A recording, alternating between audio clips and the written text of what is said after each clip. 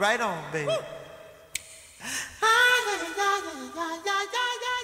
Actor, author, cultural architect Charles Reece joins me from Los Angeles. Historically, I came up during the 60s. Martin Luther King was coming along. We had the I Have a Dream speech. We had the Civil Rights Act, Voting Act, which allowed people to begin to vote. We came into the 70s. We had Nixon. We had Watergate. We had all these other things. Then we kept on going. We've had Rodney King.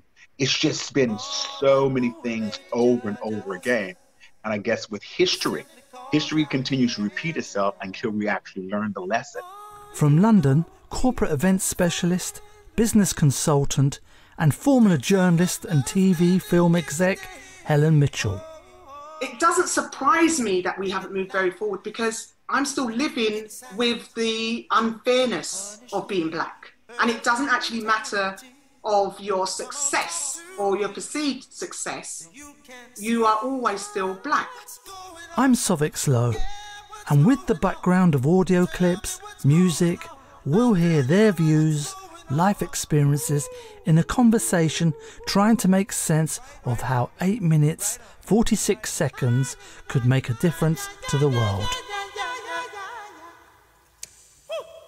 Right on, baby. Right on.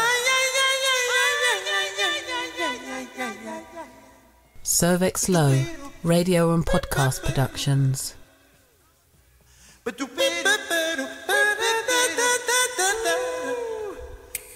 Right on, baby. Come on. In the background, we have Marvin Gaye's iconic song from 1971, What's Going On. I asked both Charles and Helen, were they disappointed that after 49 years of the release of that track, that civil rights were still being fought for today? Disappointing. That's a very interesting word to me. I'm personally not disappointed. I'm dissatisfied. I might be disgruntled. And yes, I'm angry. I'm displeased. But as a black man who has grown up in America, my mother has always made me aware that I'm a black child. And she always reminded me of how I had to go and be in this world, which simply means that she was always concerned about my well-being just as a black male child. We're not going to deal with all the other titles that goes with that. But just from my time growing up in DC, I kind of sort of knew that there was injustice in the world. I knew that there was racism in the world. And I knew that it was my job how to handle it, get through it, so I wouldn't be disappointed by it.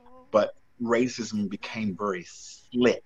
That might not be the best word. That's what I'm going to use today, where identifying it became very tricky. We might have been used to seeing the KKK, which is the Ku Klux Klan, in white armor, but now they're in business suits and they're walking around and you can't identify who and what they are.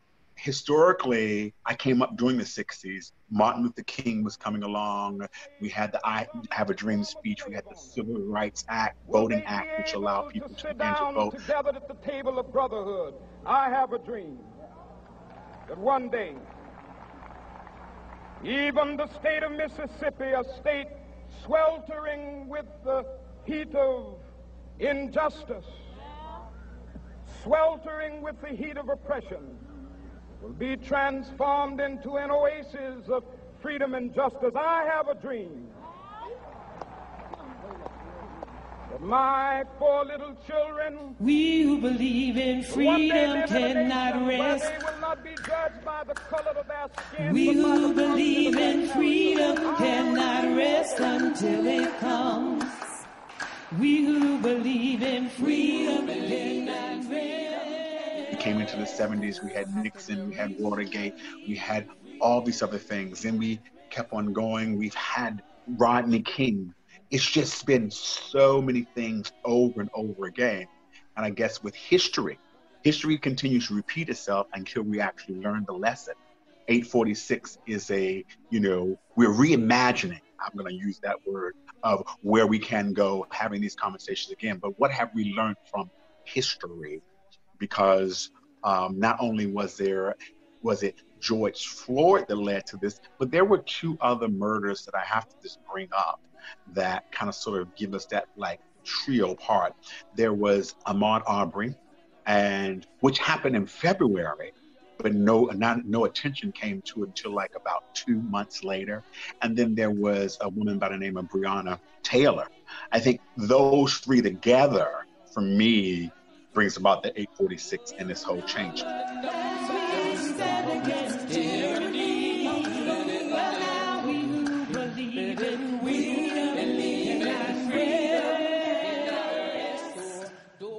I don't know if I'm disappointed. I think I'm not surprised that we are where we are.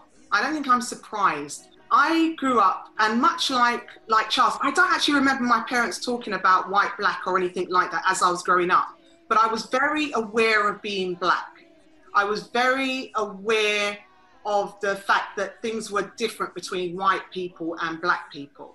I didn't choose to deal with that in the rebellion side, like I don't want anything to do with white people. I have friends from all different communities, ethnicities, cultures, religion, everything, and I always have done when I was in school. You know, people say, oh, here comes Helen with her All Nations posse. And I thought at that time was a good thing, and I must have been about 12 years of age. I do know that I've only thought about being a woman much later on. I was always considering being black. The woman only came about once I started working. Up until that point, I was just black. And when you're hearing about feminism and what that's gone throughout the years, and then you think about the civil rights movement and what's happened with that, there's not really that much change in any of it, and definitely not for a black woman. I grew up on knowing, my parents grew up with coming over here and hearing no blacks, because they're from Jamaica, no blacks, no Irish, and no dogs. That was commonplace. It was said, we're British. But I have never actually thought of myself as being British. I'm always thinking myself as being English, but I was born in England, so I'm English. And why can't I call myself English? So it doesn't surprise me that we haven't moved very forward, because I'm still living with the unfairness of being black. And it doesn't actually matter of your success or your perceived success, you are always still black. And it's whether we choose, and I've always chosen to do this, but I think I do it more so now, it's whether you choose to walk your blackness tall, or whether you make yourself invisible for other people to be comfortable. And I choose to walk my blackness tall. I walk my confidence tall. I walk my womanhood tall. My value, self-worth, everything is walked tall. Southern trees bear strange fruit, blood on the leaves and blood at the root, black bodies swinging in the southern breeze, strange fruit hanging from the poplar tree. I have to start at the very top and say it's 8 minutes and 46 seconds. And I always have to say that because Dave Chappelle just did he just dropped something on Netflix called 846. If you haven't seen it, go check it out. What their favorite comedian thinks after they saw a police officer kneel on a man's neck for 8 minutes and 46 seconds. I can't get that number out of my head because it was my time of birth on my birth certificate. I was born at 8:46 in the morning, and they killed this nigga in 8 minutes and 46 seconds. I watch everything everybody says. I think Candace Owens try to convince white America, don't worry about it, he's a criminal anyway. Smell of burning flesh.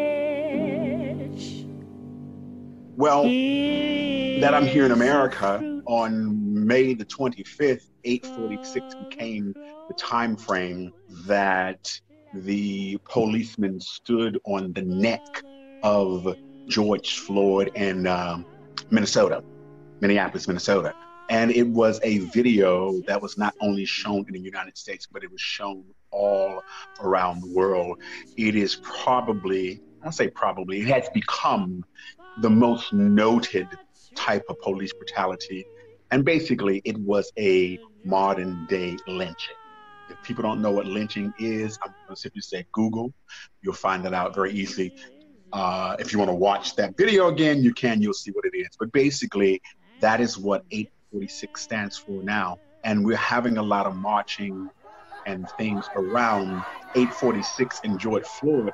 But more importantly, I think the world has been allowed to see is just one of many types of police brutality that has been going on in the United States, and I'm quite sure there have been other places, but it kind of sort of really highlighted a time where we need to stop it, and at the same time, it has brought about the level of racial injustice and racial inequality that exists in the world, not just through the police violence, but just whole systemic racism as a whole.